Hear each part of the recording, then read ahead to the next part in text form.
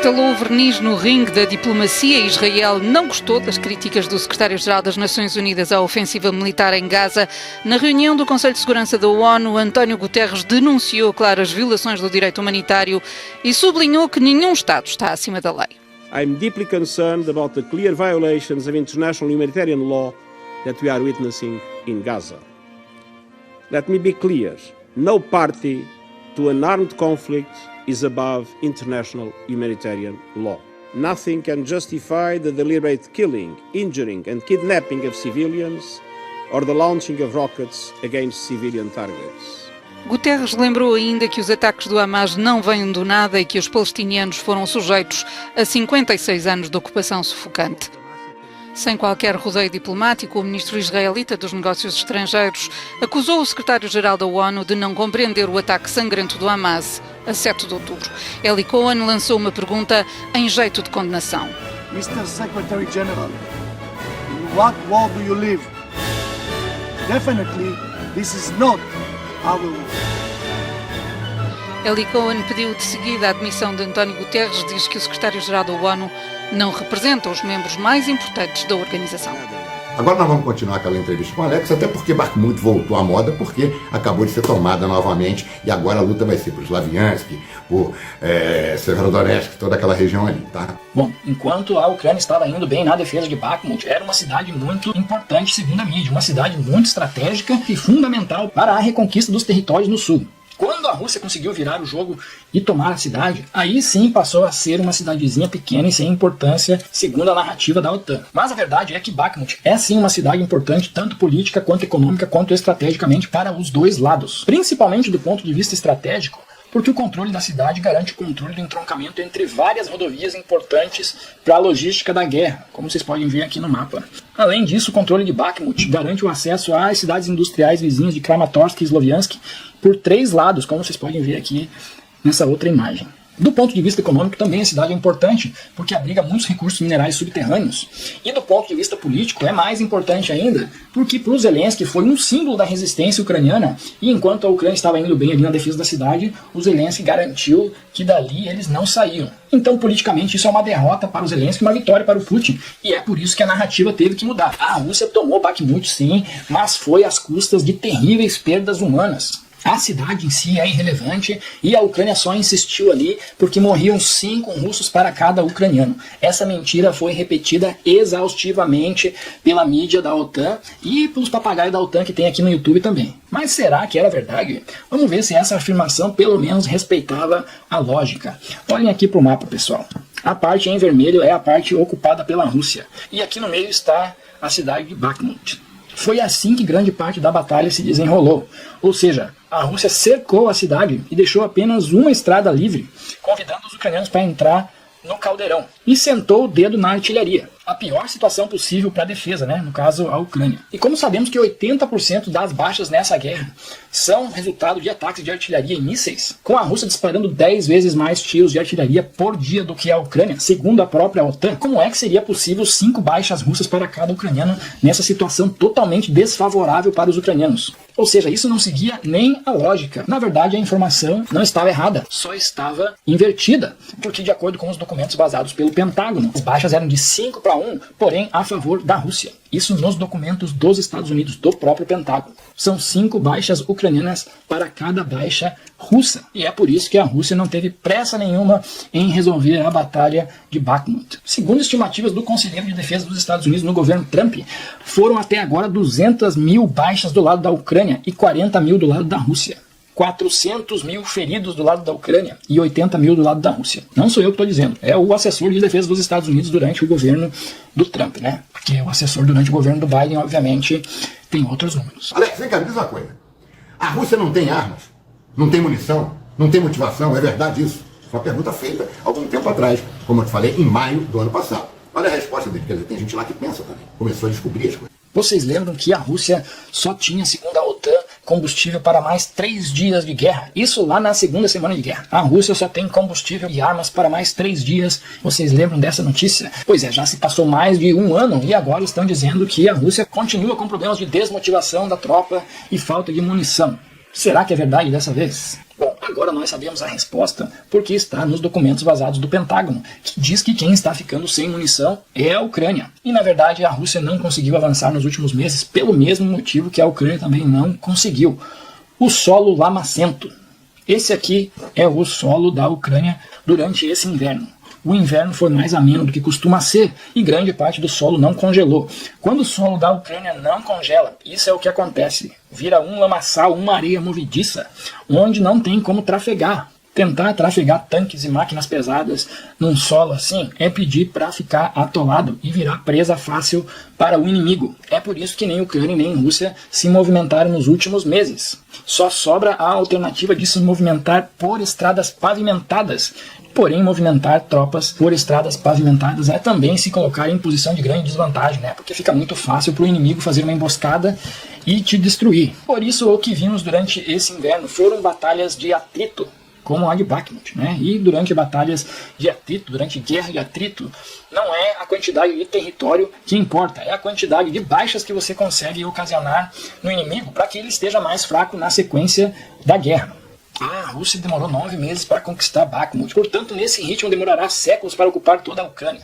Não é bem assim que a lógica da guerra funciona, basta olhar para a história, né? Como o próprio general alemão falava durante a Segunda Guerra Mundial, o fronte leste é como um castelo de cartas, você retira uma determinada carta e tudo desmorona. É mais ou menos assim que funciona na guerra, não é 2 mais 2 é 4. O lado mais fraco coloca tudo que tem para equilibrar enquanto dá e a partir de um determinado momento se perde o equilíbrio e aí as coisas acontecem muito rápido. É isso que vai acontecer após a tomada de Bakhmut. Não tem como garantir, mas com certeza não é assim. Demorou 9 meses para conquistar uma cidade, portanto vai demorar 9 meses para conquistar cada cidade, faz a conta e você vai ter aí o tempo que demora para conquistar o país inteiro. Não é assim que funciona a lógica da guerra. O que importa é quanto armamento cada um dos lados ainda tem para gastar, como que está a logística e a quantidade de tropas em condição de combate. É isso que vai ser determinante.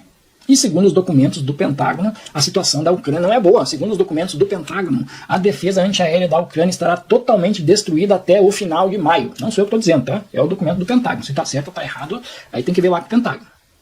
E se isso for verdade, a situação fica muito difícil para a Ucrânia muito em breve. E talvez seja por isso que está apostando todas as suas fichas na tal da contraofensiva. Vai tentar uma última cartada, porque se essa contraofensiva falhar, as coisas devem ficar bem difíceis para o lado da Ucrânia. Quer dizer que as sanções acabaram com a Rússia. A mídia está completamente certa, né? E essas imagens que a gente tem visto aí da população russa fugindo, desesperada, com medo da guerra, são todas reais, né? É assim que está acontecendo? O PIB da Rússia caiu pouco mais de 2% em 2022, enquanto o PIB da Ucrânia caiu mais de 30%. Fora o Nord Stream, o gasoduto Nord Stream, que foi destruído, e a ponte da Crimeia, que foi danificada, a Rússia está praticamente intacta, enquanto a Ucrânia está com 50% da sua rede elétrica destruída.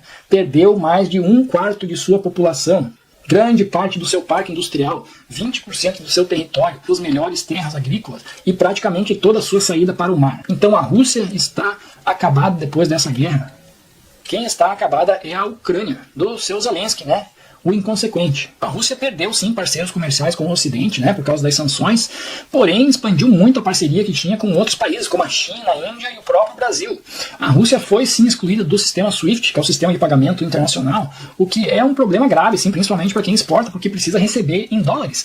Porém, conseguiu tirar do papel o projeto antigo que tinha com a China de desdolarizar a economia e criar um sistema de pagamento alternativo ao dos Estados Unidos, o que será um golpe muito mais pesado para os americanos do que qualquer sanção que tenha sido imposta à Rússia. Se isso der certo, meu amigo, isso é uma tragédia para os Estados Unidos. Mas então você está negando essas informações todas da mídia, tá? Que está há mais de 1 ano e meio dizendo pra gente que a Rússia está destruída, o exército da Rússia acabou, e que a OTAN está ajudando só com dinheiro e equipamento na vitória ucraniana? Tem gente lá dentro também da OTAN? A verdade é que a Ucrânia não tem como esperar, e a Rússia sim.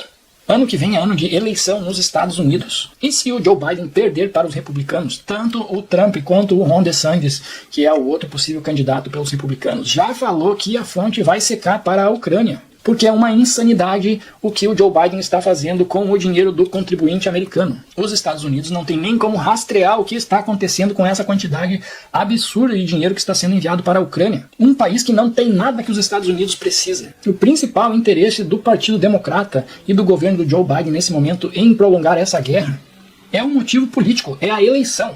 A saída dos Estados Unidos do Afeganistão já foi um fiasco para o Joe Biden, e perder a guerra da Ucrânia agora praticamente sela a derrota do Joe Biden nas próximas eleições. E é por isso que qualquer sonho dos neocons de destruir a Rússia e de tirar o Putin agora fica em segundo plano, porque a sobrevivência do Partido Democrata no poder está ameaçada. É assim que a política funciona. Então, para a Rússia, esperar é muito jogo, é uma aposta com grande chance de sucesso, enquanto para a Ucrânia esperar não é uma opção. A Ucrânia tem que resolver agora, e é por isso que vai apostar tudo nessa contraofensiva. Ou vai ou racha, cessar fogo não é uma opção. Então o que você quer dizer com isso? O exército da Rússia estava um pouco enferrujado. E além disso, era mais fraco do que se pensava e hoje está mais enfraquecido ainda. Essa é a narrativa que a imprensa coloca. Mas como é que você vê isso? Se esse era o sonho molhado dos neocons de Washington, eu acho que o tiro saiu pela culatra. A Rússia começou essa guerra com um exército muito menor do que o que tem hoje, meio enferrujado, com equipamentos antigos do tempo da União Soviética, e agora tem o exército mais experiente e preparado do mundo, junto com a própria Ucrânia. Um exército que, segundo estimativas, já conta com quase 2 milhões de combatentes na ativa, com a indústria bélica operando 24 horas por dia, 7 dias por semana, produzindo o que tem de melhor no menu do arsenal russo. E isso vai ser um problema para todos os seus inimigos, não só para os Estados Unidos e para a OTAN. Mas é lógico que vai aparecer gente dizendo que a Rússia teve problemas até com a Ucrânia. Então não é tão poderosa assim. Quer dizer, a Ucrânia, um exército fraquinho, ela não deu conta. Imagina se enfrentasse o poderoso Estados Unidos da América, a terra da liberdade. Olha que beleza. O que você acha? O exército da Rússia não é tão bom quanto se imaginava. Eu não sei quanto que é que se imaginava, mas eu tento acreditar que todo exército é um pouco enferrujado até que uma guerra comece, né? Porque se tem uma coisa que é certa é que você não fica bom não fazendo determinada coisa, né? Você fica bom praticando. Então, se um exército fica lá parado, com certeza não é tão eficiente como um exército que luta guerras. Por isso que o exército da Rússia e o exército da Ucrânia, nesse momento, tem uma vantagem competitiva clara contra o exército dos Estados Unidos e outros exércitos que estão parados em casa, né? Esse pessoal agora tem experiência de guerra. Com certeza também a Rússia começou essa guerra com equipamentos velhos, porque se você tem um monte de equipamento lá, você vai usar esse equipamento primeiro. E daqui pra frente não é mais o caso. A Rússia vai ter que repor tudo isso com equipamentos modernos. Então existe sim um pouco de verdade que a Rússia não era tão forte quanto alguns imaginavam. Mas eu acho que isso é verdade para qualquer exército que não luta a guerra. O que é fato é que a Rússia termina com um exército muito maior e mais preparado do que começou. Mas como é que você acha que a OTAN sai dessa? Mais forte como a mídia vive alardeando ou mais combalida, podendo até estar ferida de morte? Outra pérola da imprensa é fazer as pessoas pensarem que se a OTAN entrasse na guerra, amassaria a Rússia na hora que quisesse com as suas armas maravilhosas da Pixar. O que você acha? Bom, essa guerra já é contra a OTAN. Pode não ser contra a OTAN com 100% de sua capacidade, mas também não é contra a Rússia com 100% de sua capacidade.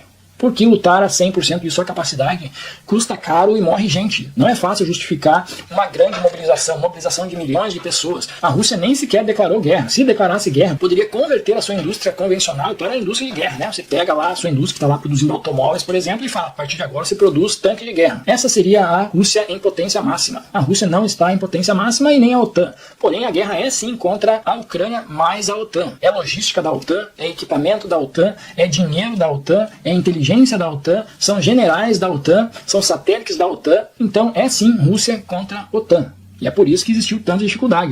Mas como é que você acha que a OTAN sai dessa? Mais forte como a mídia vive alardeando ou mais combalida, podendo até estar ferida de morte? Apesar da propaganda da OTAN querer que acreditemos que a OTAN se fortificou muito durante essa guerra, o que se discute aqui na mídia americana é exatamente o contrário. Que o que se observa nesse momento é um racha acontecendo, né? Temos um exemplo claro do Macron, que foi para a China e voltou falando que tem que repensar se a União Europeia quer seguir no rumo que os americanos estão dando para a OTAN. Além disso, a Alemanha está caladinha. Mas ficou muito claro que quem destruiu o seu gasoduto foram os seus aliados, os americanos. Isso segundo aqui reportagem dos investigadores americanos, não sou eu que estou falando. Imagine você fazer parte de uma aliança militar e o seu principal aliado destruiu a sua maior fonte de energia. Como que fica, né, a relação? Na frente das câmeras tudo normal, mas por trás das câmeras é bem possível que a OTAN esteja até com os dias contados. Mas por que a mídia errou tanto? Ou será que mentiu propositadamente? Me diz uma coisa, né, que você está sendo muito atacado aí, como anti-americano, pró-Rússia, chamado de comunista, essas porcaria toda que nego inventa como não tem argumento para falar. Você é contra o Brasil? O Alex é pró-Rússia, comunista, fascista, esquerdista, direitista, ultraliberal. Essas acusações sempre aparecem aqui nos comentários e eu acho até um pouco engraçado. Então eu vou comentar, eu não sou pró-Rússia nem pró-Ucrânia. Se tem algum país pelo qual eu torço é o Brasil. Eu sou, em primeiro lugar, pró-Brasil. Porque eu sou brasileiro, meu coração é brasileiro. Eu sou daqueles que assistem o jogo da seleção tremendo de nervoso, torcendo pelo Brasil. E em segundo lugar, eu sou pró-Estados Unidos, porque eu moro nos Estados Unidos, eu estudei aqui, os meus filhos nasceram e cresceram aqui, e para mim não seria benefício nenhum os Estados Unidos perder a capacidade de oferecer a condição de vida que nos oferece. Muito pelo contrário, eu fico indignado com os rumos que o governo americano dá ao dinheiro dos nossos impostos. Eu pago muito imposto e eu fico indignado em ver que estamos financiando a mortandade lá no leste europeu, quando aqui no nosso território, né, não temos nem saúde gratuita. Se está sobrando dinheiro, invista aqui e não financiar devaneios neocons mundo afora. No caso específico do conflito Rússia e Ucrânia, eu torço pelo povo da Ucrânia e pelo povo da Rússia. Essa guerra não prejudicou ninguém mais do que o povo da Ucrânia. É uma tragédia, muito triste. E eu me sinto mal de assistir aqueles vídeos que colocam lá no Telegram de pessoas explodindo, seja do lado da Rússia ou do lado da Ucrânia. Eu sinto a mesma tristeza de ver ali pessoas que são, na sua grande maioria, pessoas boas. Pais de família que saíram de casa para ir lá entregar a sua vida enganados. Como eu já falei em outros vídeos, guerras são disputas políticas. As pessoas que estão ali morrendo são vítimas. A situação política que deveria se prevalecer ali é a situação política que mais favorece o povo. Qual situação é essa? Não foi discutido, né? Não foi dada a opção ao povo da região de escolher se queria fazer parte da Rússia, parte da União Europeia, ou se queria entrar para a OTAN ou não entrar para a OTAN. O pessoal adora falar em autodeterminação dos povos, mas o povo da região do Donbás é claramente pró-Rússia. Eles querem ser parte da Rússia. Tá certo a Rússia invadir um território estrangeiro à força? Na minha opinião, não. Na minha opinião, nenhuma guerra é certa. Porque, como eu falei, a guerra é uma disputa política onde quem luta e morre não são os políticos. Agora, a guerra já existe há muito tempo. Existe um conflito ali com origens complexas. E não é isso que a mídia explica. A mídia simplifica de uma maneira que você só concorde com um dos lados. Um grande abraço para todos, então, tá? Não esqueçam de se inscrever no canal, de deixar o seu like, de fazer os seus comentários. E se achar que todo o trabalho merece a remuneração, bota algum pra gente aqui, deixa algum aqui pra gente poder manter o canal, tá ok? Precisa ser muito não, bota R$1, até a plataforma olha assim, pô, legal, bacana, é relevante o que esse cara fala. E além disso, eu peço pra vocês uma coisa muito importante, divulguem o canal, passa pros amigos. A gente tá recomeçando do zero. De 78 mil inscritos, nós passamos agora 6 meses depois, refazendo o canal, depois que ele foi destruído, então com menos de 100. Vamos começar a alimentar de novo. Eu sei que muita gente só quer ouvir aquilo que faz bem para os ouvidos, mas aqui tem verdade. Tem coisa mais importante que a verdade? Às vezes as mentiras ficam só, aquele cantinho da sereia, fica só te levando para ficar na mesmice e te manter como um bobalhão ali, seguindo aquela mídia mentirosa o tempo todo. O que fala? Aquilo que você quer ouvir. A mulher te ama, não sei o que, o mundo é maravilhoso, você vai ficar milionário, eu estou profetizando que você vai ter um carro zero. Não é por aí, vamos para a verdade, tá ok? Grande abraço, até o próximo.